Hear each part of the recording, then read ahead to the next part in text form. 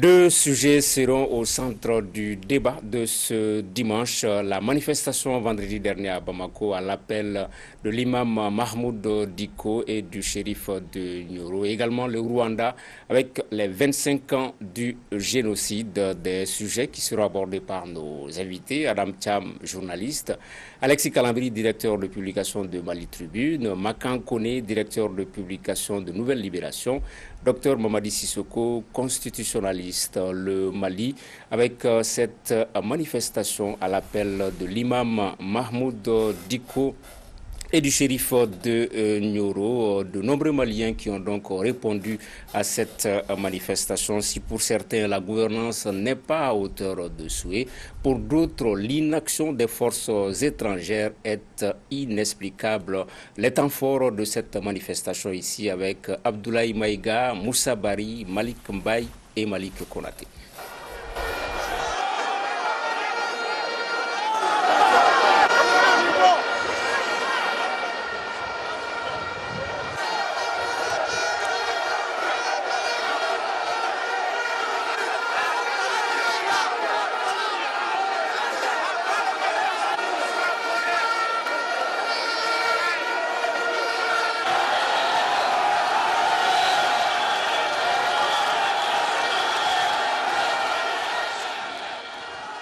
C'est certainement l'une des plus grandes manifestations jamais organisées au Mali depuis 1990. Nous, on a eu des dirigeants apatrides.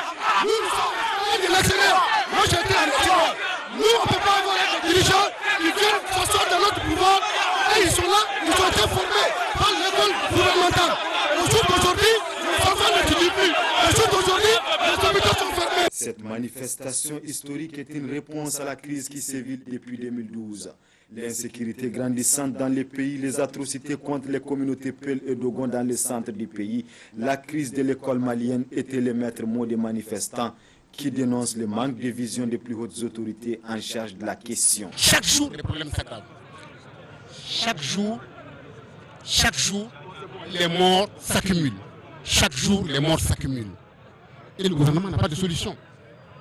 Bien au contraire, on a laissé les populations s'organiser et s'armer pour assurer leur propre défense. Il n'appartient pas aux populations d'assurer, de faire le gendarme de l'État. C'est l'État qui assure le gendarme, c'est l'État qui assure la sécurité des personnes et de leurs biens. Quand l'État n'est pas capable d'assurer cela, c'est sa première fonction, donc l'État n'a pas de raison d'être. Face à l'ampleur de la situation, les manifestants n'abdiquent pas. Ils réclament le départ pur et simple du gouvernement en place. Nous attendons contrairement que le gouvernement s'en aille. Que l'on se parle et que l'on mette en place un gouvernement capable de résoudre nos problèmes. C'est cela que nous voulons. Et cette manifestation a pour but cela. Et cette manifestation continuera jusqu'à ce qu'on obtienne satisfaction à cette revendication. C'est pour faire une démonstration de force et montrer au gouvernement que ce n'est pas à lui qui appartient le Mali. Le Mali, ça appartient à nous les Maliens. Et c'est à nous les Maliens qui devront faire qui devront choisir ce que nous on veut pour notre Mali nouveau. À l'issue du rassemblement, quelques manifestants en colère se sont dirigés vers le domicile du chef du gouvernement. Aussitôt, ils se sont vus dispersés par les forces de l'ordre à l'aide de gaz lacrymogènes. Voilà, des images aériennes signées Malik Konaté.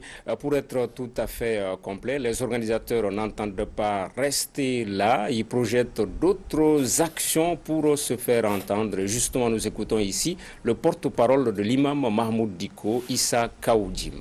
La suite est simple, a été dit par le très respecté l'imam Mahmoud Dicko et qui a été aussi retenu même par certains de vos manifestants. On dira que comparaison n'est pas raison, mais Algérie, un président Bouteflika qui a été l'acteur de l'indépendance de son pays, tout le monde lui reconnaît son patriotisme, mais trop c'était trop, le peuple a dit que maintenant il faut qu'il arrête. Ils sont sortis à main nue et ils constatent de sortir, mais le pouvoir a fléchi et ils ont écouté la voix de leur peuple. Mais avec nous, on n'est pas à ce stade avec Ibrahim Boubacar Keïta. Nous l'avons dit tout simplement, vous avez un gouvernement incompétent. Vous avez un premier ministre illégitime et incompétent. Et depuis qu'il est venu, il ne fait qu'absorber les problèmes, exacerber les problèmes. Pour répondre à votre question, l'imam Mahmoud Dicko dit, il en appelle à la sagesse du président d'écouter son peuple. Et pour que d'ici vendredi, qu'il ait vraiment une véritable volonté d'aller de l'avant. Et si tel n'est pas le cas, le peuple se donnera le droit de manifester tous les vendredis jusqu'à ce qu'Ibrahim Boubacar Keïta comprend que le peuple est souverain. Voilà, retour sur ce plateau, Mamadi Sissoko, sur cette manifestation. Le 10 février dernier, c'était le stade du 26 mars. Le 5 avril, boulevard de l'Indépendance. Que vous inspire tout cela? C'est de la désolation.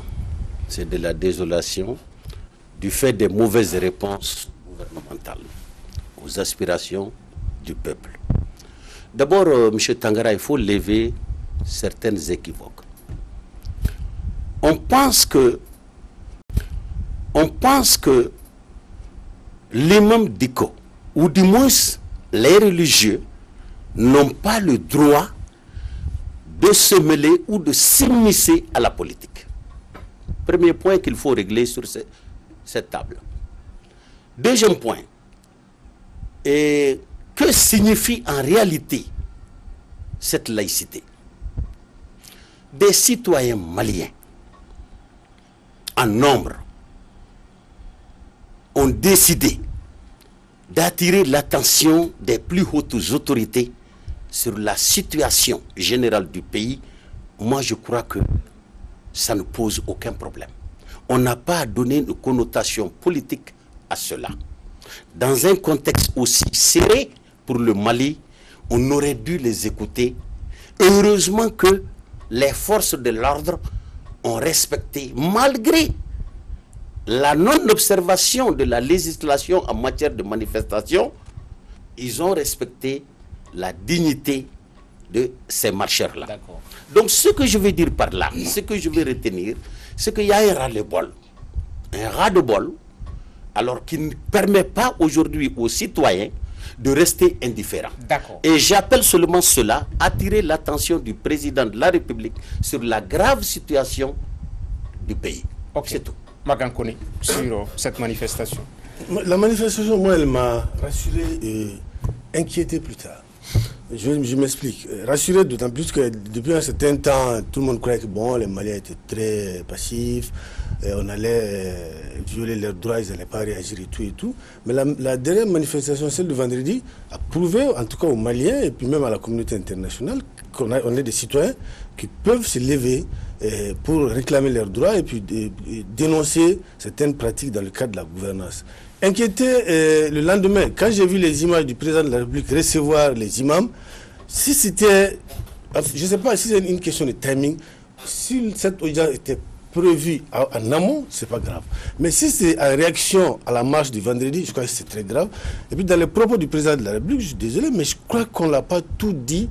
Il n'a pas véritablement compris la manifestation. C'est-à-dire le sens que les manifestants ont donné à cette sortie, le président de la République ne l'a malheureusement pas encore perçu réellement. Les gens, ils dénoncent qu'il n'y a pas d'école, ils dénoncent l'insécurité, ils ont faim. C'est juste ce que les manifestants demandaient. D'accord. Alexis Kalambri. Oui, alors j'ai des interrogations à plusieurs niveaux. C'est-à-dire, ce sur quoi on est peut-être d'accord, oui, c'était une manifestation de frustration parce que vous aviez ceux qui manifestaient pour l'école, vous savez ceux qui manifestaient pour la sécurité, ceux qui manifestaient pour les tueries, ceux qui manifestaient pour disons la vie chère et ainsi de suite. Donc vous aviez une convergence de frustration. À ce niveau, oui, l'État doit écouter, en tirer, analyser et en tirer les leçons. Et je pense la difficulté, c'est toujours, disons, ma frustration, c'est de voir les religieux prendre le lead à de tels niveaux. Pour moi, les religieux sont les derniers recours. S'ils sont à ce niveau, ça veut dire qu'on n'a pas d'autre recours. Donc, et ensuite, ma lecture par rapport au meeting, disons, la rencontre de IBK avec d'autres religieux, c'est que, oui, une inquiétude, mais pas de la même façon, parce que pour moi, il y a des religieux qui ne sont pas d'accord avec la démarche. Et là, on ne doit pas encourager ça. Il est encore temps pour moi qu'on parle et qu'on fasse en sorte qu'il n'y ait pas un deuxième vendredi. Pour moi, il y a encore des possibilités de la place pour le dialogue parce que, oui, il y a beaucoup de malaise, mais on peut encore se parler. Adam Thiam. Est-ce que nous allons voir après, est-ce que nous allons parler après de la réaction de pouvoir, notamment du président par rapport à cette marche, ou est-ce que nous allons en parler? Si, ok, d'accord. Donc je me prononce pas. Sur la marche que nous avons vue, moi j'étais un peu surpris par sa réussite parce qu'elle me paraissait déjà assez mal organisée et même un peu incoordonnée, parce que pendant qu'on entendait des slogans contre, par exemple, et ça on l'a vu avec l'imam Dicko, contre le Premier ministre et contre la présidente des forces étrangères, on entendait par ailleurs effectivement des slogans pour l'école, des slogans contre la vie chère, des slogans contre le délestage, etc. Donc c'est peut-être une juxtaposition de griefs que nous avons, à laquelle nous avons assisté ce vendredi, ce qui ne fait pas une bonne synthèse. Donc, et ça, nous l'avons vu encore par le discours dans le discours de l'imam Dicko, qui me paraissait franchement un discours qui n'était pas à la mesure de cet événement. Et surtout, nous avons vu effectivement qu'il y avait ce calcul ou cette omission de ne pas donner la parole aux forces politiques. Nous avons l'impression donc que c'est seulement les religieux qui étaient là, mais on vient de voir par exemple Maître Amadou Diabaté qui n'était pas là au nom de la religion. Nous avons vu des postes de Muntagata, nous avons vu des postes de Oumar Mariko, et c'était étonnant effectivement que tout ça n'ait pas été retenu quand l'imam Dicko prenait la parole.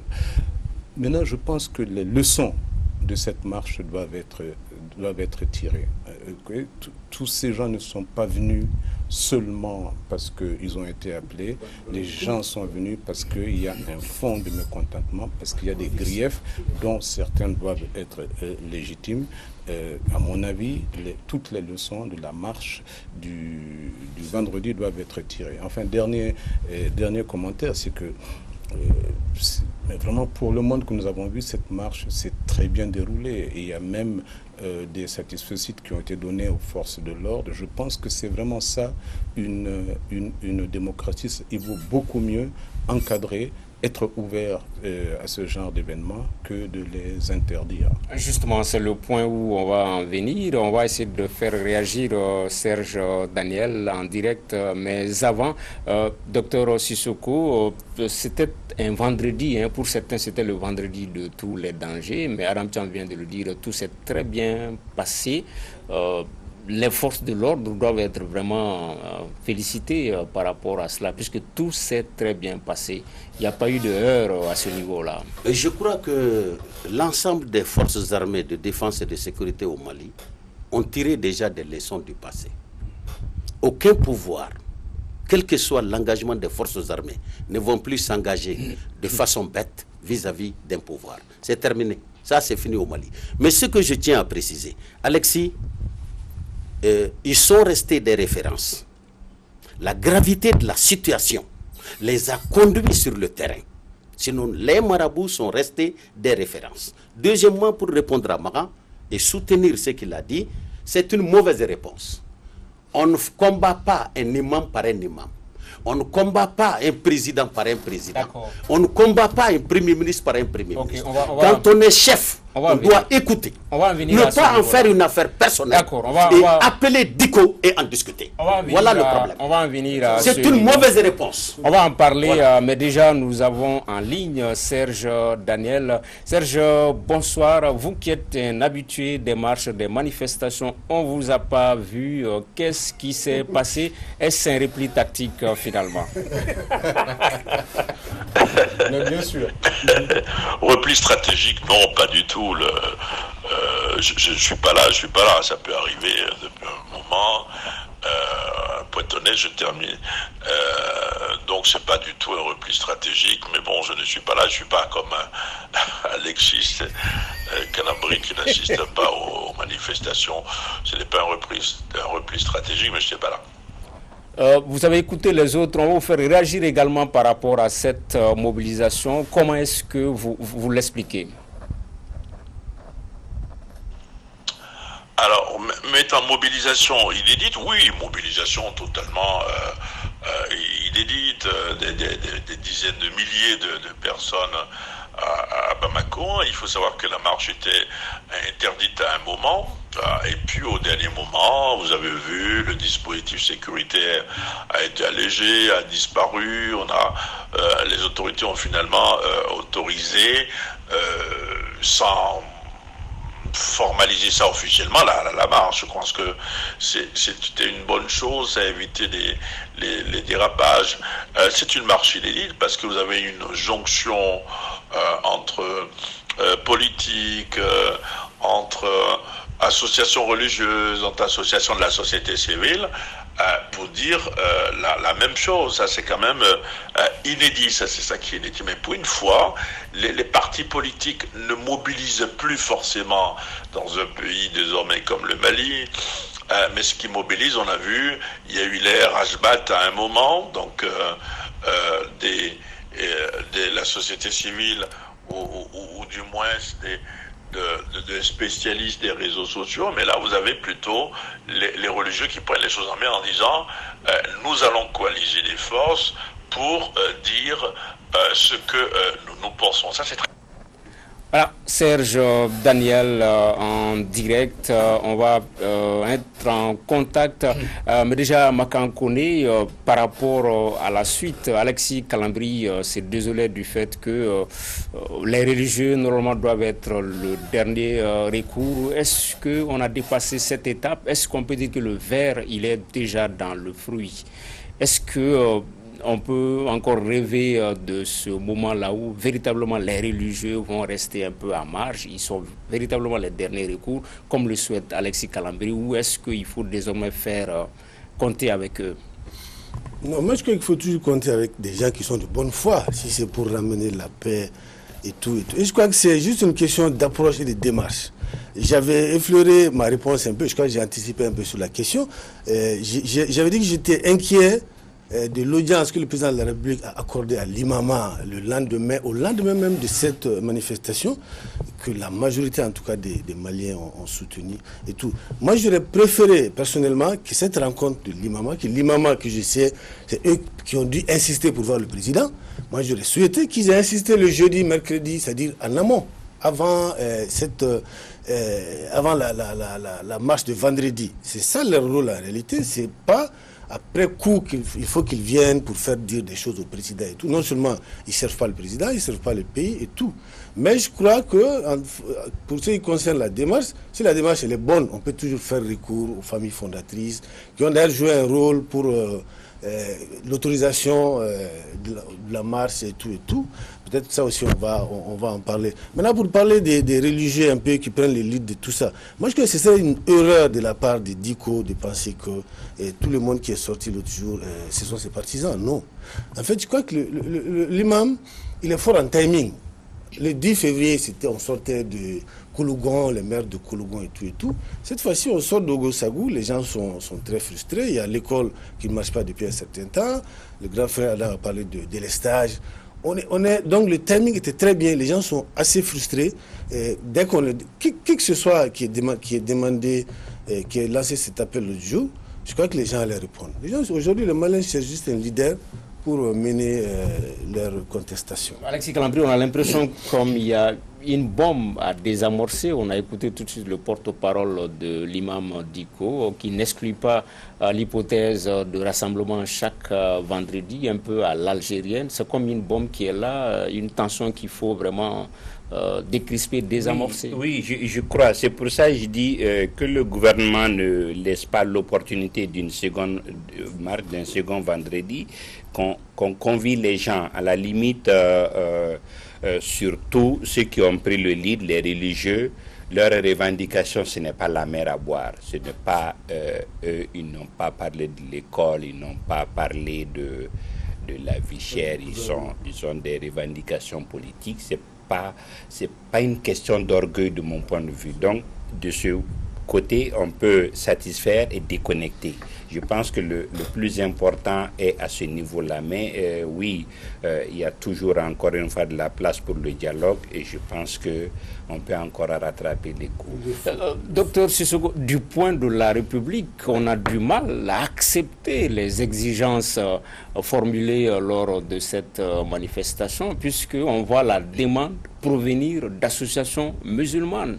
En tant que républicain, ça fait... Dans la démocratie, en tant que républicain, M. Tangara, le citoyen peut tout demander.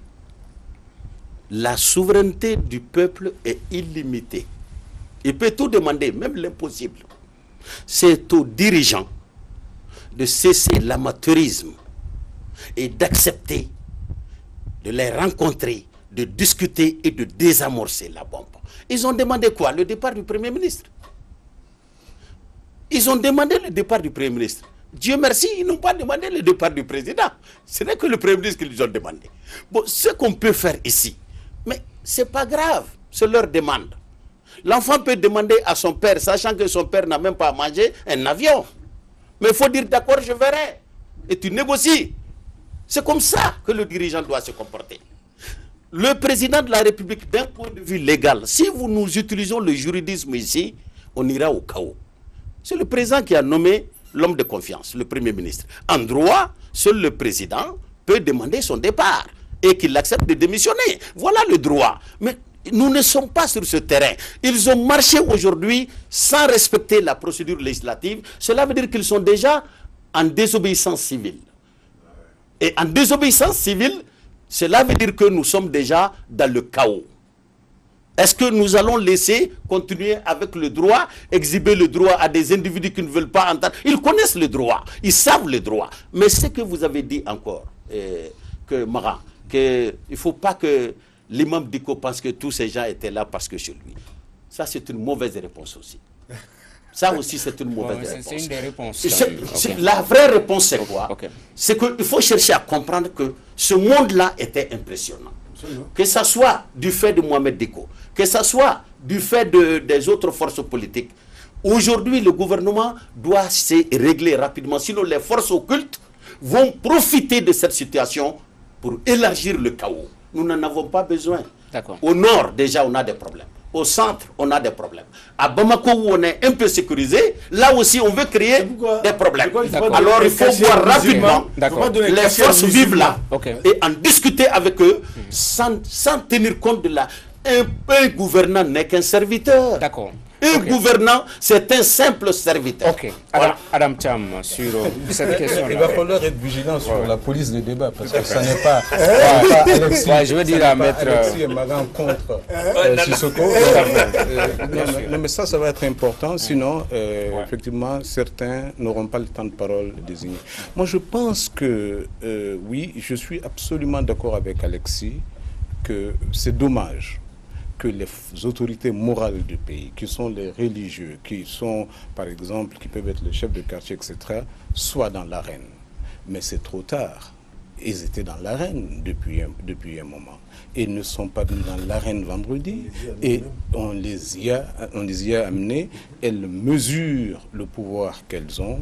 Elles savent que les digues sont en train de céder une à une. Et donc, elles jouent leur rôle. Maintenant, moi, je ne crois pas, franchement, que ce soit à un imam de demander, à l'imam Diko, de demander le départ du Premier ministre. Je ne sais pas si tous les manifestants étaient d'accord sur ça, ou si ce sont ses revendications à lui. Je ne sais pas s'il a le droit de demander le départ des forces étrangères que nous sommes allés chercher nous-mêmes en 2012, que des autorités légalement constituées sont allées chercher elles-mêmes en 2012, et des forces qui sont là, effectivement, pour protéger le Mali. Mais je sais qu'en le faisant, il a surfé sur une vague. Une lame de fond au Mali qui est quand même le rejet de la présence de ces forces. Ça ne vient pas de l'imam Diko, on l'a constaté au fil du temps, etc. Tout le monde y a contribué, y compris nous, sur ce plateau, toutes les semaines, nous avons méthodiquement cherché à critiquer les forces étrangères, mais je ne crois pas honnêtement que un président de la République pouvait, Maran, entendre ces griefs-là sans réagir. Il n'a pas réagi, par exemple, sur les propos sur le slogan du départ du Premier ministre, même si dans son propos, il a tenu à dire « mon chef de gouvernement et moi-même », ce qui veut dire effectivement qu'il y tient. Mais ce qu'il a dit, c'est effectivement ces forces sont là, ne nous trompons pas d'ennemis.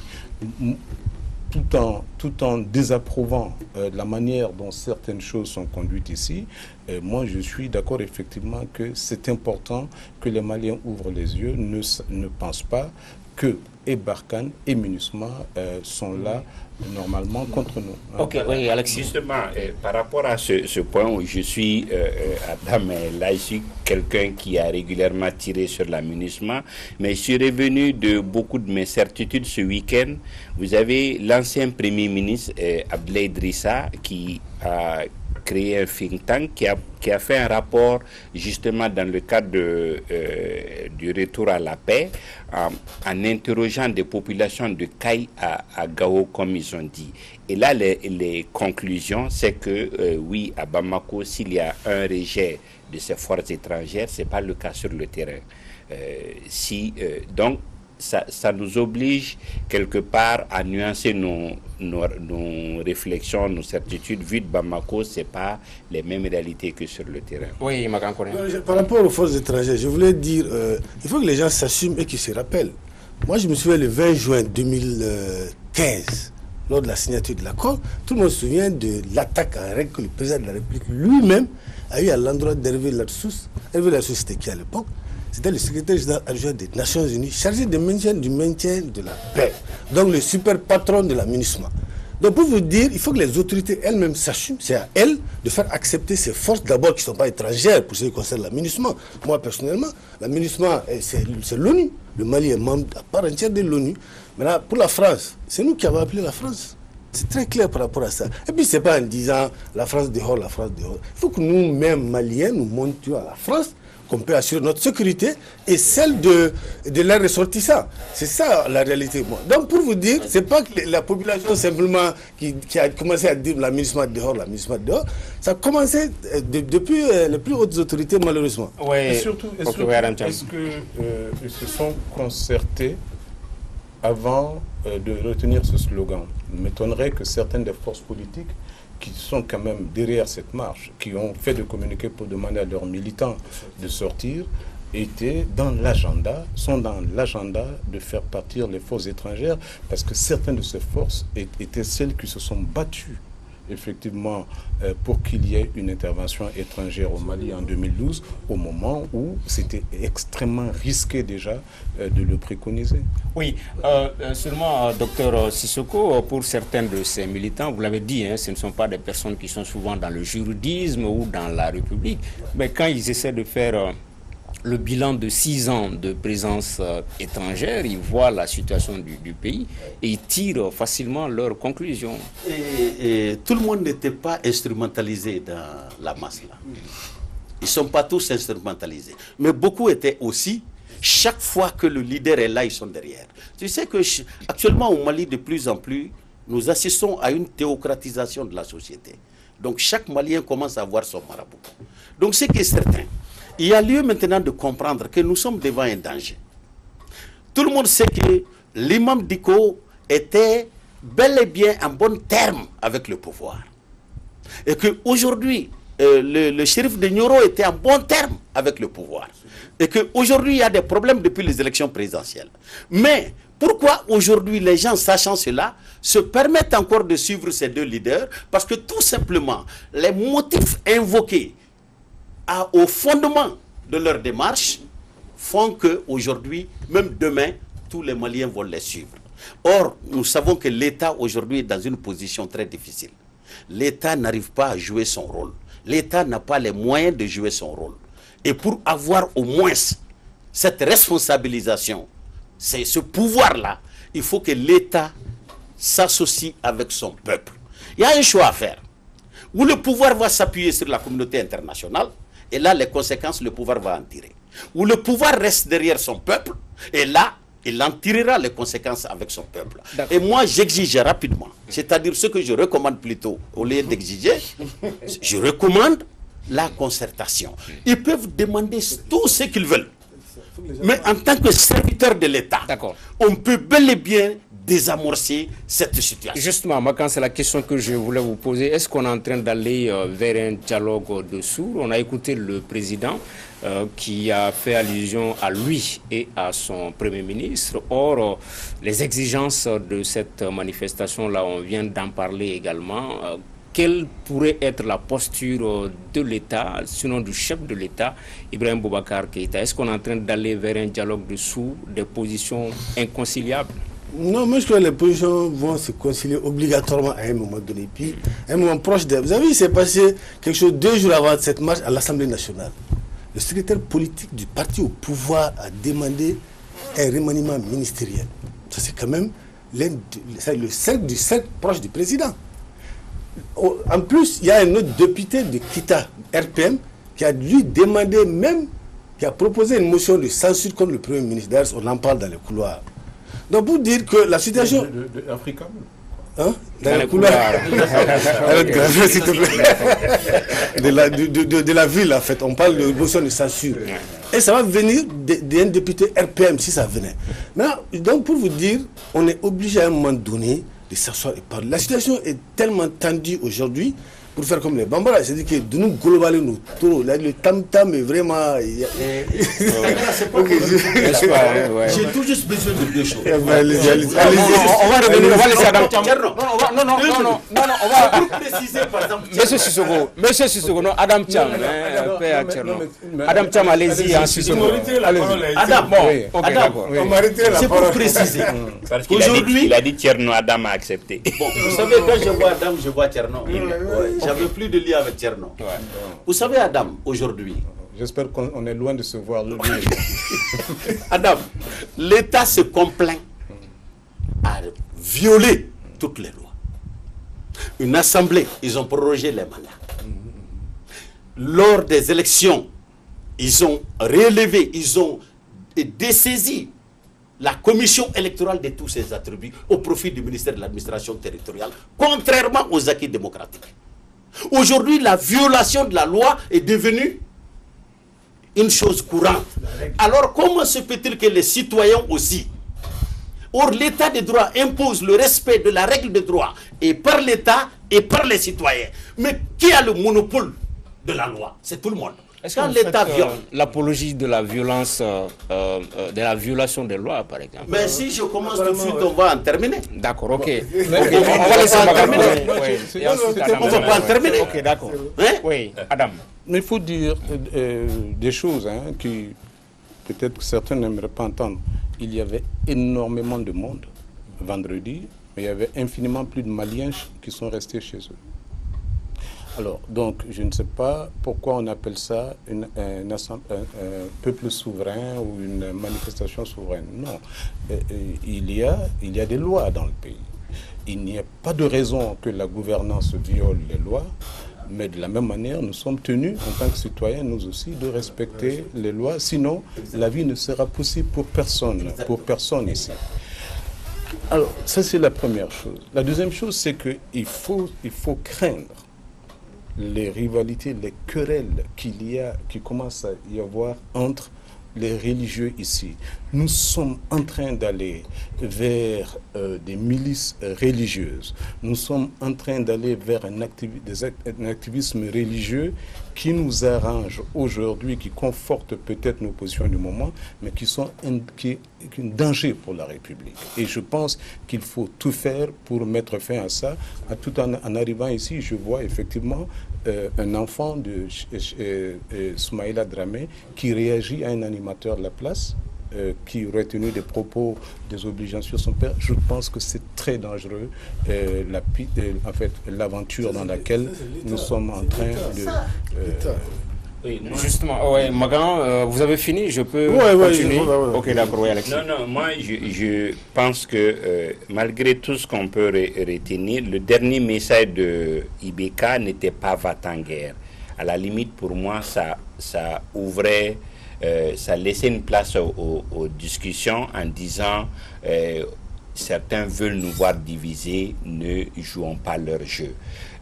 Mais oui, le danger, c'est quand il y aura une rivalité entre, disons, un groupe religieux pro et un groupe religieux anti. Je pense que le gouvernement doit comprendre et ne pas laisser cela prospérer. Mais oui, il y a toujours, encore une fois, de la place pour le dialogue. Mais cette rivalité, elle est déjà là, Makan connaît. On peut même dire que, puisque le vendredi, c'était deux activités au même moment, mais bon, heureusement, l'une des parties a remis pour plus tard son activité. Il y a cette rivalité entre leaders religieux, entre des confréries, pour ne pas les citer. Elle est déjà là. Justement, la politique de diviser pour mieux régner, c'est déjà dépassé. Je vous dis, il faut qu'on cesse l'amateurisme. Aujourd'hui, quand on est gouvernant, on est simple serviteur. Aujourd'hui, il y a un groupe d'individus, de citoyens qui ont des problèmes. Il est du devoir. Le garant de l'unité nationale, le garant de la paix sociale, c'est le président de la République. Le président n'est qu'un serviteur. Mais qu'est-ce qui l'empêche, dès le lendemain, d'instruire le Premier ministre à rencontrer immédiatement les individus qui demandent son départ et leur poser la question: pourquoi vous voulez mon départ? Voulez-vous que je change? Quel est le caractère que je dois changer? Est-ce que cela affaiblit le gouvernement? Non, ça les grandit. D'accord. Macron l'a fait. N'importe quel dirigeant occidental le fait. Mais lorsque vous traitez les questions de l'État comme des questions personnelles, des questions de personnes, mais c'est ce qui nous amène dans ce chaos-là. Ok, une dernière question là-dessus, Alexis Kalambri. On peut dire qu'il y a un précédent. Lors des manifestations de Hanté à Bana, c'était la même posture, mais à la dernière minute, il y a eu suspension du projet et tout est rentré dans l'ordre. Là également, manifestement, le discours, la posture ressemble plus ou moins à celle-là. Quelle pourrait être la suite? Il ne faut pas que, justement, que ça continue. Je pense que vraiment, il faut qu'il y ait le dialogue depuis maintenant, parce que oui, quand ça va prendre la durée, il y aura... tout le monde a salué le fait que ça se soit déroulé dans le calme. Bon, ce n'est pas évident que, surtout avec la chaleur qu'il y a ces temps-ci, qu'il n'y ait pas des coups de nerfs, mais en tout état de cause, oui, faisons en sorte qu'il n'y ait pas une deuxième marche, qu'entre-temps, on puisse se parler et convenir de quelque chose. Madame Cham, personne n'a intérêt que le pays s'embrase. Tout à fait. Ouais. Et le parallèle avec Hanté à Bana est assez intéressant. Hanté à Bana, il semble que la marche du vendredi est la marche qui est le plus mobilisée du monde dans l'histoire de cette nation. Alors, c'est quelque chose. Mais la marche du vendredi avait une faiblesse par rapport à la manifestation de Hanté à Bana. C'est que Hanté à Bana était mieux coordonné et avait un objectif unique, c'était contre la révision constitutionnelle. Ici, nous sommes devant un conglomérat de griefs. Et nous n'avons pas, et contrairement à Hanté à Bana, cette espèce de PC opérationnel, n'est-ce pas, qui existait, etc. Et donc, tout ce qui se fait ici, viendra de l'imam Diko, du shérif de Nioro, et via, par exemple, leurs porte-parole respectifs. Et enfin, une chose que je voulais dire sur ce qu'il a dit, nous ne sommes pas en Algérie. En Algérie, il y a une manifestation de toute une nation contre un système qui est arrivé à terme. Ici, nous sommes dans une manifestation qui demande le départ du Premier ministre et des forces étrangères. C'est les griefs tels que l'imam Diko les a formulés l'autre jour me paraissent eux-mêmes assez faibles. Et ça fait en sorte que nous ne sommes pas vraiment en Algérie. On aurait pu y avoir des griefs bien plus forts, bien plus coordonnés, mais ça n'est pas le cas. Oui, Makan Kone. Moi, tout ça tourne autour d'un seul problème, c'est que notre État s'affaiblit de plus en plus. Et le vendredi dernier, la marche de vendredi a un peu plus affaibli l'État. Je vais vous expliquer rapidement en 2 mots. Le gouvernement a pris en décembre, le 4 décembre précisément, un arrêté qui interdisait les manifestations. C'est quand même une autorité, le gouverneur, que tout le monde a lu. Ces gens ont, excusez-moi, les manifestants ont bravé, et puis les gens ils bravent tout le temps cette décision. C'est quand même l'État qui prend une décision. Si elle sait qu'elle ne peut pas la faire exécuter, c'est-à-dire que les conseillers sont là pour dire non, ne faisons pas ça. Ne faisons pas ça. Parce qu'aujourd'hui, on sait que ce genre de décisions, elles ne seront pas respectées du tout. Autre chose, pour en finir, on décrète un deuil aussi maintenant au Mali. Les gens ils vont faire la fête à 100 km de Bamako. Et l'État ne dit absolument rien. C'est ça, il faut que l'État ait encore plus d'autorité. Si l'État n'a pas d'autorité, tout ce qui se passe là, ça ne sert à rien. Comment l'État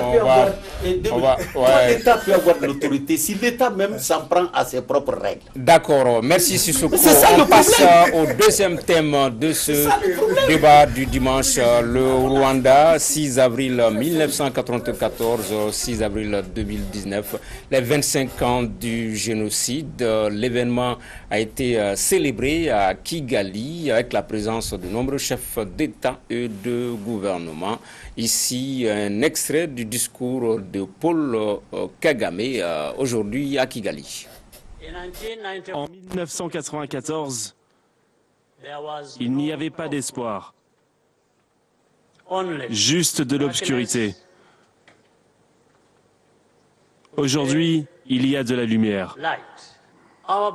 Nos corps et nos esprits ont été amputés et portent des cicatrices, mais personne n'est laissé de côté. Aujourd'hui, nous avons repensé nos plaies.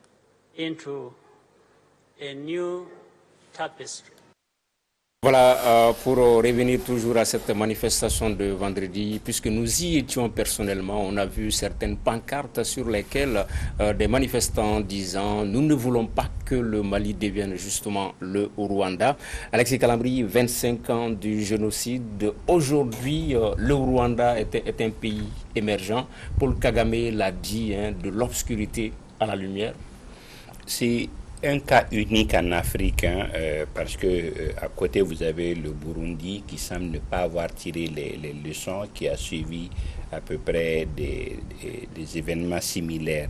Mais oui, le Rwanda a su, disons, faire de ce drame un atout pour se développer, avec juste en réglant 2 aspects.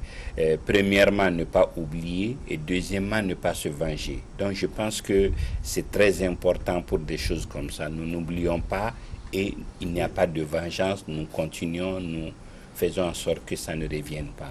Le Rwanda, une leçon, Makankone? Absolument. Moi je crois que ce monsieur, il faut le respecter. Il dégage le pouvoir, Kagame. En fait, c'est juste une question de leadership. C'est pas compliqué. Je vais répéter ce que j'ai dit. Le Rwanda a su mettre en place un État. Et comme Alexis l'a dit, ils ont tout fait pour que ce génocide-là reste dans la mémoire des Rwandais. Quand vous allez en visite officielle au Rwanda, vous ne pouvez pas ne pas avoir la visite du mémorial dans votre programme. C'est pas possible. Ça, vous visitez et vous explique clairement comment tout ça s'est passé. Maintenant, il y a aussi la justice. C'est important. Il y a eu la justice au Rwanda. Et tant qu'il n'y a pas de justice, dans n'importe quel pays, c'est le désordre, c'est lié à l'anarchie.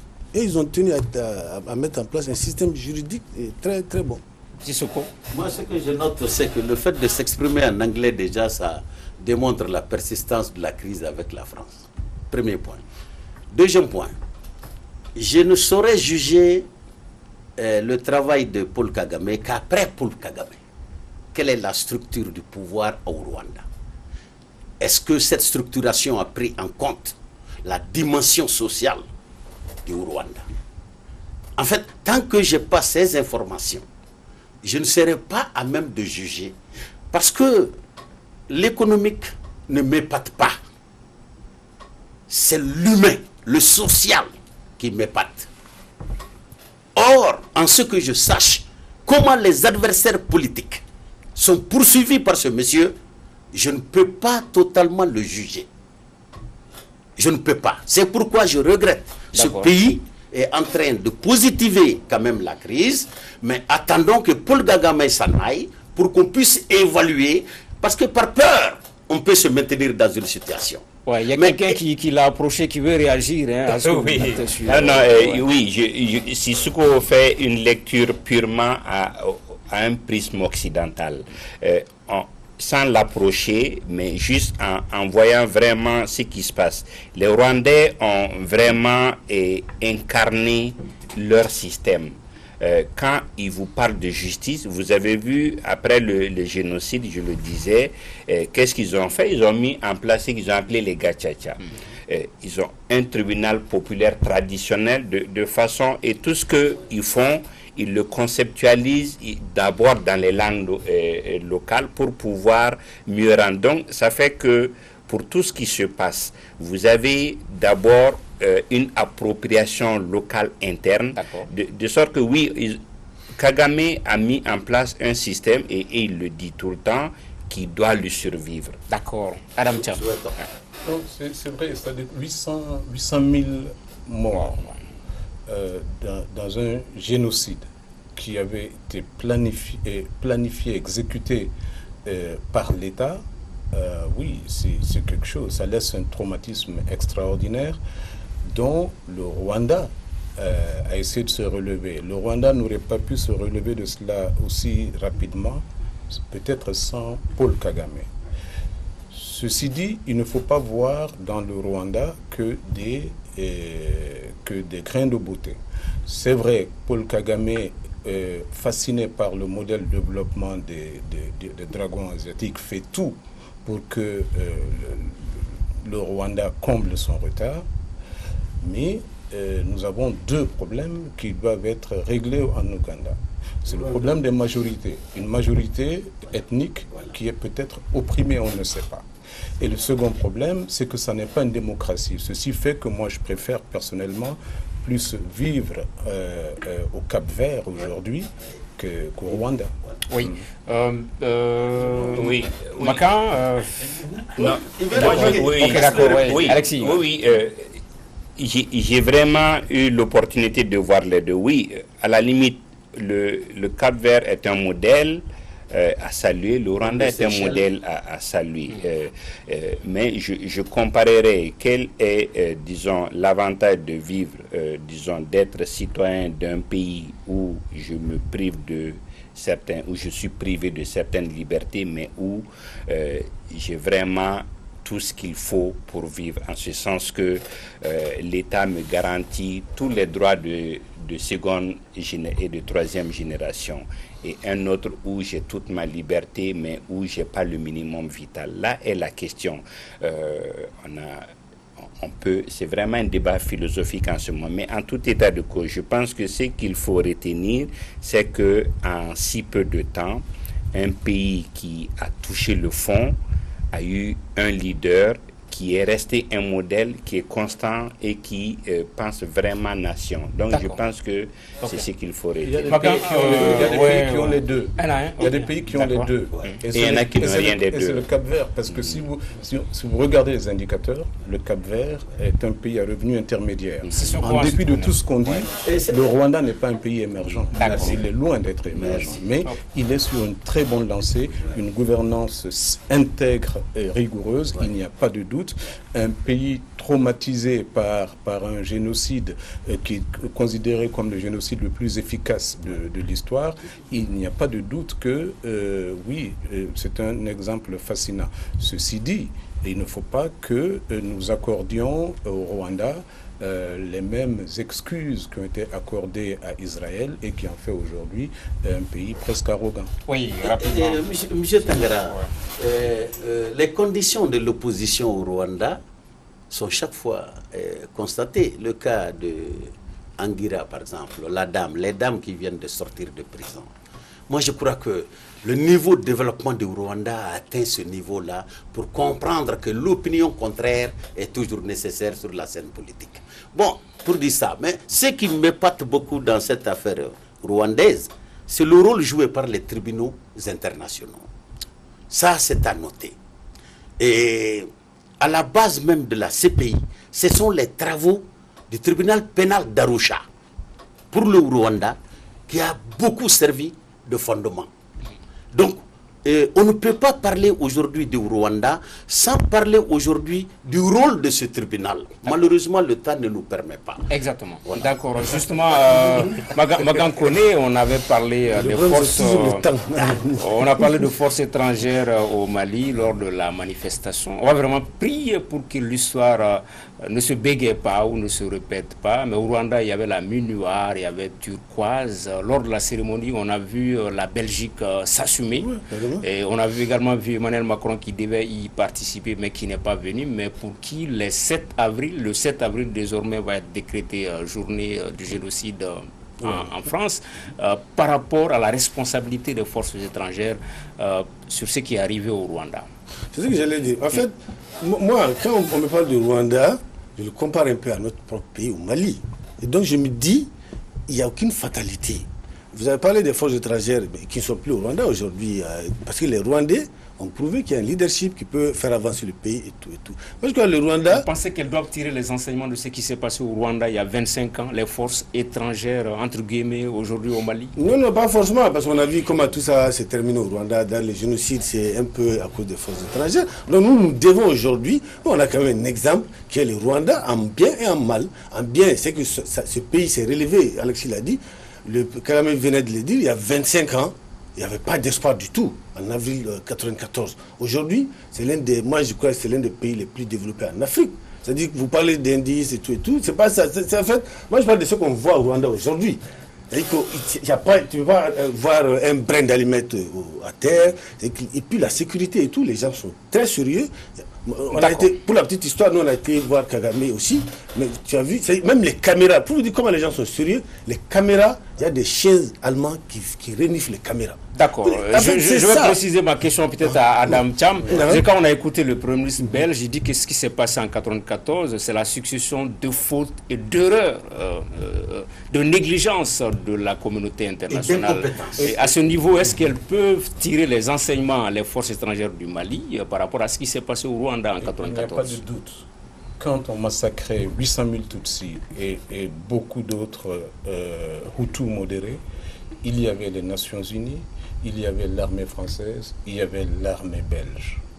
Alors, donc, il est étonnant qu'aucune de ces forces n'ait pu s'interposer. Il est même encore plus troublant qu'un pays comme la France ait été incriminé, effectivement, dans cette histoire, parce qu'il semble qu'elle a couvert la marche des génocidaires vers la RDC.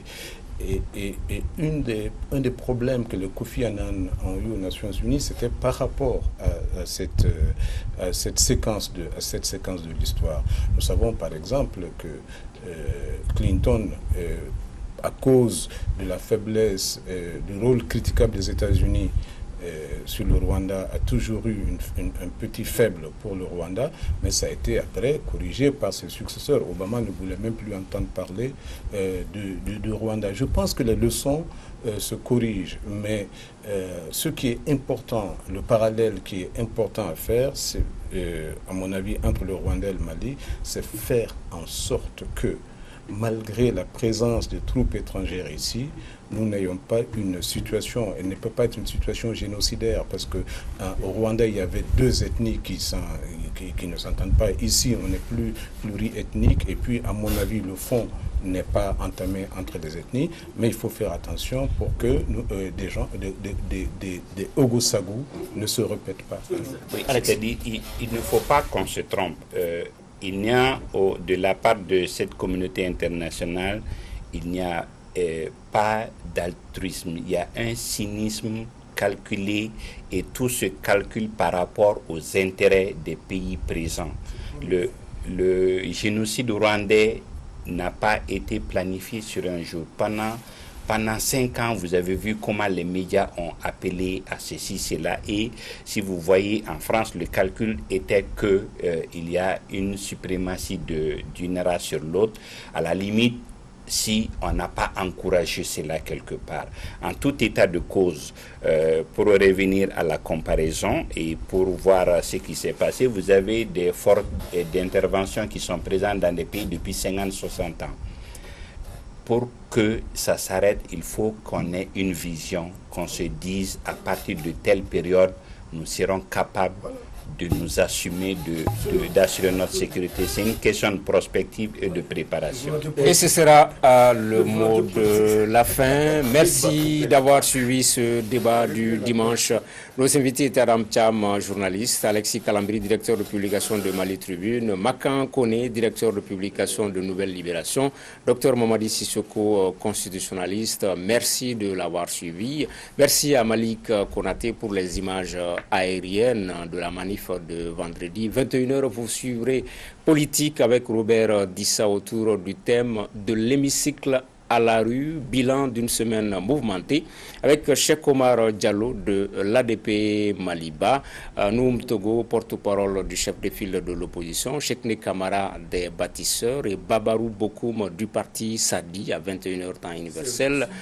Quant à moi, je vous retrouve la semaine prochaine pour un autre débat du dimanche, Inch'Allah. Merci.